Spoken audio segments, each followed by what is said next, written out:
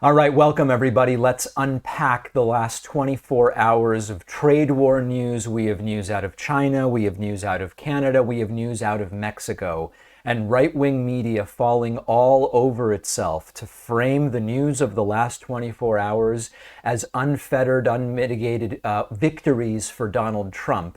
That is something you could only believe if you are extremely dishonest with yourself or with others, or are simply clueless. So let's break it all down. And we are in a moment right now where the economic implications of news that is breaking and moving very quickly is of such critical importance to everyday Americans. And I think that that's an important, before I get into the details, and we'll start with Mexico, one of the things that is often the case is that with really fast moving news stories, the implications to just random American workers are relatively limited. When you have a breaking news story about a school shooting or a plane crash or a Trump rally, for example, we often get incorrect information mixed with correct information, mixed with interpretations and analyses of varying stripes. But someone working in Idaho is not going to have their lives upended by potentially inaccurate initial reporting about some of these things.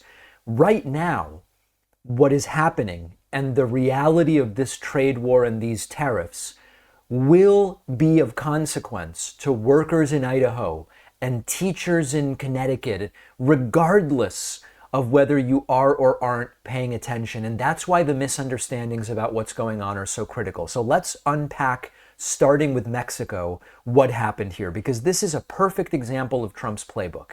You create a crisis, you get schooled on why it's a terrible idea, you back off of it, and you scramble to explain why you actually won in order to avoid looking weak or clueless. So here's the gist with Mexico. Trump said 25% tariff on Mexico, thinking it's going to be an easy way to strong-arm Mexico and their President Claudia Sheinbaum into compliance on immigration and into compliance on drug trafficking. And instead of caving, the Mexican president explained to Trump, these tariffs are a disaster, not just for Mexico, but for the United States economy as well. Trump has agreed to pause them, and he's trying to save face by saying, look at all of the concessions that I got from President Sheinbaum. It's the arsonist who then says, give me credit for putting out the fire, except they didn't really put it out.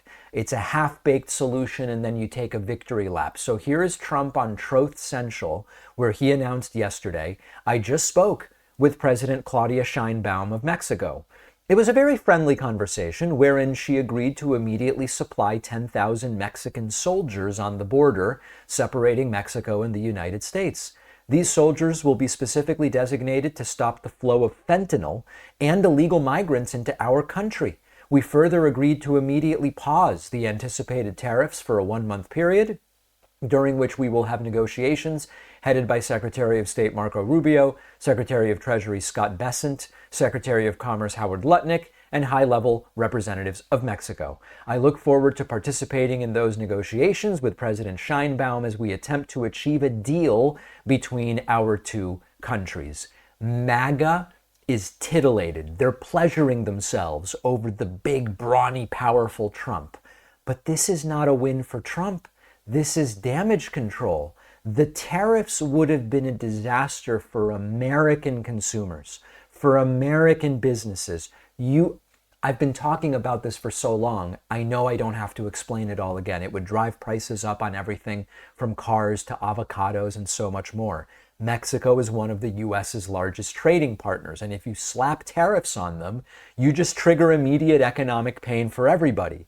Sheinbaum likely laid this out in no uncertain terms during the conversation, and it forced Trump to have to backpedal. Now, Trump can never admit that he's wrong. He can never admit that someone else outmaneuvered him, so he is now saying, look at what I accomplished. I've agreed to temporarily pause the thing I was going to do apropos of nothing, which would have hurt the American people. The victory Trump is claiming is that Mexico agreed to send 10,000 troops to its border. This might sound impressive, but what if I told you that Mexico already has 15,000 troops on its border? It's not even clear that they're deporting additional troops. We just don't know right now. It's possible that what Sheinbaum said to Trump is, we'll put 10,000 troops on the border. And by the way, we already did it. We've got 15. We're not going to do any more.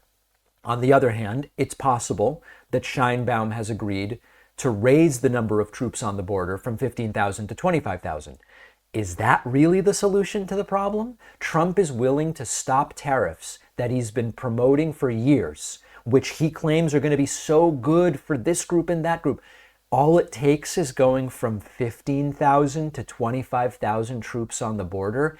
If it were true that the tariffs were going to be so awesome for the United States, why would you pause that simply because the president of Mexico says, we'll go from 15 to 25,000 troops on the border? Here is CNN's Caitlin Collins pointing this out. They've agreed to put in 10,000 soldiers permanently, like forever, 10,000 soldiers at their side of the border and stop fentanyl and illegal aliens from coming into our country. According to Mexico's defense ministry, there are already 15,000 troops nearly there on the border. It's a deployment that started in 2019. So listen, deploying troops to the border by Mexico, it's not, forget about it's completely disconnected from the tariffs, right? Like, we've already realized this has nothing to do with the substance of the tariffs. Even deploying some Mexican troops to the border, it doesn't solve the root causes of drug trafficking. It doesn't solve the root causes of why people try to come to the United States over that border. It doesn't address the fact that it's American policy on immigration, on the war on drugs, etc., that is actually the primary driver. The demand for drugs is doing much more in terms of generating the circumstances we have here with drugs than the number of troops on the Mexican border. But Trump does not care about nuance, and he doesn't care about reality. He needs something to point to where he can say, I did it.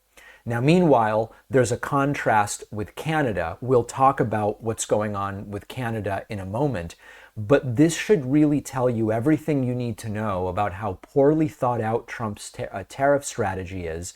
The response from Mexico was pragmatic, and the reality is that Trump created a problem. He saw what happened with the stock market yesterday until the pause was announced. He was told this is a terrible idea, and now he's pulling a Kim Jong-un. It's very much reminiscent of what happened with North Korea. Trump went and met with Kim Jong-un. This was during his first term, of course. The North Korean leader made the same promises that North Korean leaders have been making to the United States for a very long time. Trump is too naive to understand. They always say this stuff. They never do it. And Trump came back and claimed victory. That's what he always does. And Trump is spinning this delayed failure into a fake victory. And it is political theater at its most transparent. It's a reminder that this is an administration, as if we didn't know, that prioritizes optics over actual solutions. So that's Mexico. I wish I could tell you that with Canada, Trump did a big boy, but he didn't. Let's talk about that next. Did you know that Americans use over 20 billion K-cups every year, the little plastic cups that go in Keurig machines? That is more than 50 million single-serve plastic K-cups going to landfills daily. It's a big issue. And that's why I'm very excited to share the solution.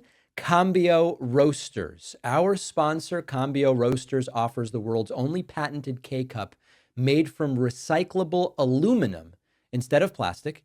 These aluminum cups for your Keurig are disposable, like the plastic K-cups you're used to, but you'll be saving so much plastic.